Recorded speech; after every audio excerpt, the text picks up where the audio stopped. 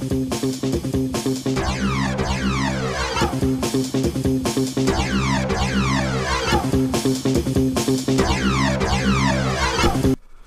everybody, it's Johnny Two-Face here, back with another reaction video.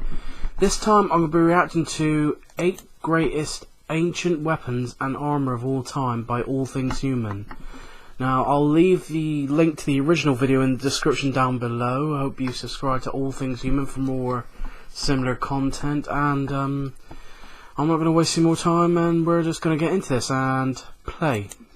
From armor made of animal parts to some of the earliest forms of handheld rocket launchers, here are some of the craziest and oddest ancient weapons and armor ever discovered. Cool intro. Number 8. Alright, number 8, here we go. Haladi. It's pronounced Haladi. We're going to start off with the Haladi dagger. But looking like something from a sci-fi movie. This was a weapon of India's ancient warrior class known as the Rajput clans. These incredible weapons were used as both a slicing and stabbing blade. It took great skill and delicacy to use this weapon properly. Some of the Haladi were designed with a metal band on the handle, making it similar to the knuckle duster. Some Haladis found had serrated blades, making their cuts even more detrimental. This style of weapon is believed to be one of the first known triple-edged blades. Number 7. Here we go. Fire Lance. This Chinese-designed weapon was nothing to ignore. The Fire Lance. I could only imagine what an ancient enemy going to battle against the Chinese regime would be thinking when they see a guy on the battlefield with a stick spewing flames and even projectiles. The Fire Lance is essentially what it looks like, but it evolved. Oh yeah, it evolved. It started as a simple bamboo tube packed with sand that was strapped to a spear, working as an early version of a flamethrower. But eventually, it was upgraded from bamboo to metal, and shrapnel and or poison darts were added to give the hits a bit more zest. Can you imagine if this weapon had Greek fire to go with it? If you don't know what Greek fire is, by the way, check out my video 8 most advanced ancient technologies, which is in the description below. Number 6. Okay, so number 6. Hooked swords. Oh, I've seen these. Here is a sword design, and it's not just Mortal Kombat either. Be as well crafted and useful as they appear. Every shape of this sword style is designed with practical purpose. First, you start with the pointed blades at the butt of the handle for close-range stabbing and jabbing. Next, you see the well-designed handle guards that protected the hands of the user but worked in the offensive as well. Lastly, you move down to the end of the blade. Now, you could dual-wield the swords with one in each hand, or you can take the swords, which were roughly 3 to 5 feet in length, and hook the ends together to extend your reach to nearly 10 or so feet. Wow. Now, I know what you're thinking. That seems absurdly difficult. But in fact, with proper training, someone can wield these swords put together quite seamlessly. This style of sword was commonly used by Shaolin monks of northern China, and was not often, if ever, used on the battlefield by soldiers. They took immense training and skill. Number 5. Adaptil. Oh, I've heard about this. As far as we know, before the world was introduced to the bow and arrow, we had the Adaptil. Yeah, it's a spear launcher. There were spears, but they were limiting on power and speed. The Adaptil worked similarly to modern-day ball-throwing contraptions used for playing fetch with the dog. These weapons could huck a dart or spear at over 160 kilometers or 100 miles per hour. This weapon is so powerful, it is even accredited with aiding in the extinction of the woolly mammoth. Every continent except Africa that was inhabited by humans has had ancient versions of the Adaptil unearthed. And there is historical evidence that this incredible weapon was used by the Aztecs as late as the 1500s. Mind-blowing that the design lasted for so many centuries, virtually unchanged. Looks beautiful though. Number 4. Oddest helmets you'll ever see. Over the centuries, there have certainly been some odd types of armor. Well, here I will show you some helmets that took it a step further. Some are pretty cool, that looks ugly. Some are just downright weird. The first for this section is the frogmouth helm, or Steckhelm. This is relatively more common design of a kind of bucket helmet that was used by mounted knights between the 14th and 17th century during tournaments. You would recognize Not really that a big helmet for the battlefield. The early versions of this helmet didn't even have hinges, making them that much more unbearable to wear. Following the Steckhelm, we have this awesome-looking tooth-face helmet, made by an unknown Italian artist in the 17th century. Clearly not made for battle, but certainly something awesome to look at. Also, it covered the entire face if you needed it to. Pretty badass, if you ask me. And going on the theme that seemed to be popular in the 16th and 17th century, there's a Birdman helmet.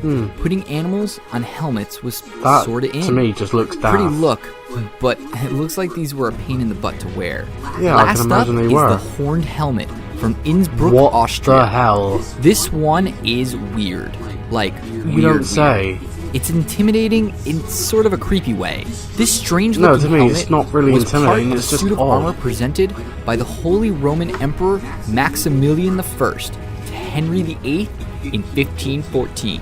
This type of helmet was called an armet, which was developed in the 15th century. This style was extensively used in Spain, Italy, England, and France. It was significant because it was the first helmet of its era to completely enclose the head and was still compact and light enough to move with the wearer. Although this particular helmet never saw any battle. As you look at it, you may think it appears that there are glasses on this helmet. And you'd be right, because Henry VIII was actually nearsighted. Oh. Unfortunately, the rest of the armor that went along with it is lost, but it's still pretty cool in its own odd little way. Number 3. Here we go. Kapenga. Kapenga, that looks... Here is one weapon with a name that is quite fun to say, the Kapenga. This was an oddly shaped throwing blade indeed. It looks more like a hunga-munga. What could that be the shape of? You'd have to look that up to yourself. The bottom part of the blade, just above the handle, is meant to represent the, manhood. This knife comes from the Anzade tribe of Nubia. This blade was a massive 56 centimeters, or 22 inches, in length, and required precise skill to throw correctly. But believe me, when correctly used, it did the job just fine. Why are they using the picture from When the Forged owner in of a Fire? Kapenga was married, he presented the Kapenga as a gift to the family of his new wife. Number For bragging 2. rights by the looks of it. Nest of Bees. Oh, I might have seen this weapon before. This weapon happens to be a personal favorite of mine, the Nest of Bees. So this is another weapon of Chinese design, and it's similar to the fire lance described earlier, except that this is a bit more like rocket-propelled arrows. It starts with a hexagonal tube filled with arrows, so when you see it from the front, it has a beehive kind of look. Then each arrow has a little rocket or firework on the back. A wick is lit, and boom, all the arrows shoot out at once. Could you picture seeing a blanket of arrows coming at you all at one time? I think there was a medieval version of that, but it was mostly used for 30 castle arrows defense. could be launched from these guys at one time. Well, ancient Chinese armies would launch thousands of these to give a serious blow to the enemy. Number 1. Part animal, part armor. This, I'm not surprised. Now, here are a few finds that will really raise the eyebrows. In Omsk, Siberia, in 2014, archaeologists unearthed armor that is estimated to be between 3,500 and 3,900 years old, made entirely of bone. Why was it buried, you may ask? Well, some believe it was meant to be an offering to some kind of god. Turn away for this next one if you're a fan of Christmas. Another Siberian suit of armor has also been found, made from reindeer antlers. It's thought to be around 2,000 years old. Don't dare every now and again By shed far, that the much. coolest animal armors found are made from alligator and crocodile skin. Yeah, Kind of has alligator a and crocodile Teenage Mutant leather, Ninja I've Turtle heard, sort is of look pretty to it, tough, huh? so... Hey guys, thanks not for watching the surprising. video. Please check out my other videos, like, subscribe, and leave a comment below. I love listening to what you have to say. I might do that. Okay, and that'll do it. Well, that was an interesting video, and yeah, as I said, some of these I'm not surprised that way they were used, especially, as I said, I've heard alligator and crocodile leather is pretty tough, so I'm not surprised that's been used as armor in some parts of the world. But anyway, that I've said enough, and if you enjoy this reaction video, just like, comment and subscribe, and I'll upload more videos as soon as possible.